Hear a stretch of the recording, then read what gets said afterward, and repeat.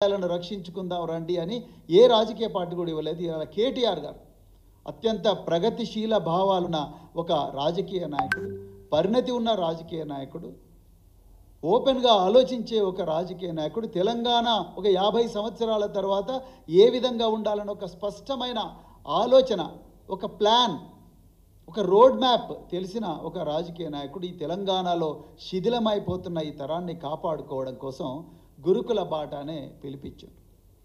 ఈ పిలుపు ఇచ్చిన వెంటనే కాంగ్రెస్ పార్టీ వెన్నులో చలిబుట్టింది. ఈ తెలంగాణ ప్రజలందరూ కూడా గమనించాలి. కాంగ్రెస్ పార్టీ ముఖ్యమంత్రి వెన్నులో చలిబుట్టింది. ముఖ్యమంత్రి దగ్గర దీని గురించి మాట్లాడడానికి ఏమీ సబ్జెక్ట్ లేదు, అందరికీ తెలుసు. ఆయనే విద్యాశాఖ మంత్రి, ఆయనకు విద్య గురించి ఏమాత్రం కూడా అవగాహన లేదు. ఆయనకు తెలిసిందంతా ఓన్లీ రియల్ ఎస్టేట్ దందా. ఈ ముఖ్యమంత్రి విద్యాశాఖ మీద ఏమాత్రం అవగాహన లేదు. అదే ముఖ్యమంత్రి తను ముందరికి రాకుండా డేటాతోని ఆయన మతి స్థిమితం లేని మంత్రులను, మతి స్థిమితం లేని కొంతమంది రాజకీయ నాయకులను గాంధీ భవన్లో కూర్చోబెట్టి రకరకాల వేదికల మీద మాట్లాడిస్తున్నాడు. నిన్న మన గౌరవ మంత్రి కొండా సురేఖ గారు వారు నిన్న, ఇది మొదటిసారి కాదు నా మీద ఆమె ఆరోపణలు చేయడం, ఇది రెండోసారి మూడవసారి మళ్ళీ నిన్న ఆమె ఆరోపణలు చేశారు. నేను కొండా సురేఖ గారి స్థాయికి నేను దిగజారి మాట్లాడదలుచుకోలేదు, కానీ కొన్ని వాస్తవాలు ప్రజలకు చెప్పాలి. అమ్మా కొండా సురేఖ గారు, మీరు దయచేసి తెలంగాణలో మళ్ళీ ప్రెస్ మీట్లు పెట్టకురి. నా రిక్వెస్ట్, తెలంగాణ సమాజం మిమ్మల్ని ఎప్పుడో తిరస్కరించింది.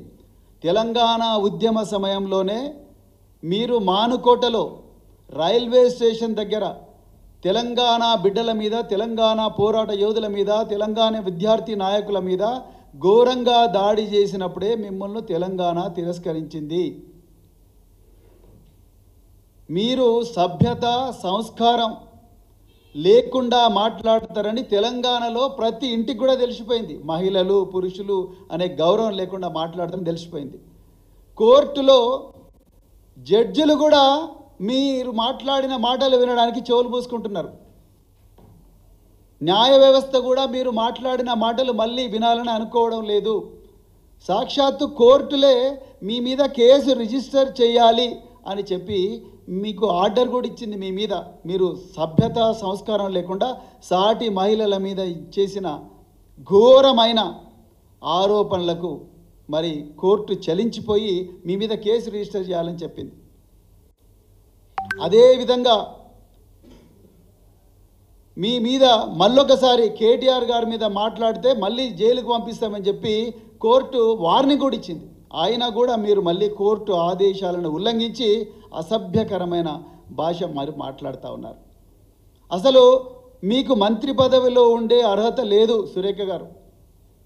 నేను సభ్యత, సంస్కారం ఉన్న వ్యక్తిని కాబట్టి నేను మిమ్మల్ని ఇప్పటికి కూడా గౌరవించే మాట్లాడుతున్నాను. తెలంగాణ ఆడబిడ్డ కాబట్టి నేను మళ్ళీ చెప్తున్నా, మీకు ఆ మంత్రి పదవిలో ఉండే అర్హత లేదు. మీరు నా గురించి మాట్లాడుతున్నారు.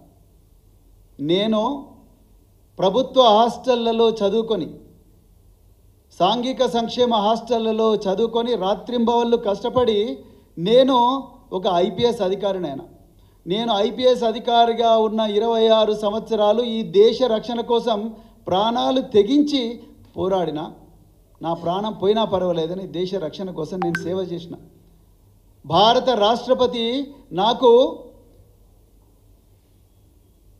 శౌర్య పథకం ఇచ్చింది, పోలీస్ మెడల్ ఫర్ గ్యాలంటరీ ఇచ్చింది.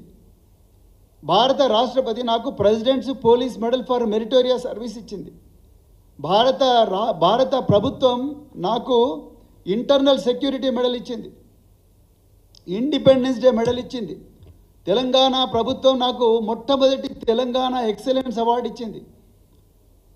నేను ప్రపంచ ప్రఖ్యాత అయిన హార్వర్డ్ యూనివర్సిటీలో, ఎక్కడో అలంపూర్లో మారుమూల అటవీ ప్రాంతాల్లో పుట్టిన నేను హార్వర్డ్ యూనివర్సిటీలో, ప్రపంచ ప్రఖ్యాత నెంబర్ 1 యూనివర్సిటీలో పోయిన అతి కొద్ది మంది పోలీస్ ఆఫీసర్లో నేను ఒకరిని. నేను 7 సంవత్సరాల ఉద్యోగం వదిలేసి ఈ పిల్లల జీవితాల కోసం నేను రాజకీయాల్లోకి వచ్చినమ్మా. నేను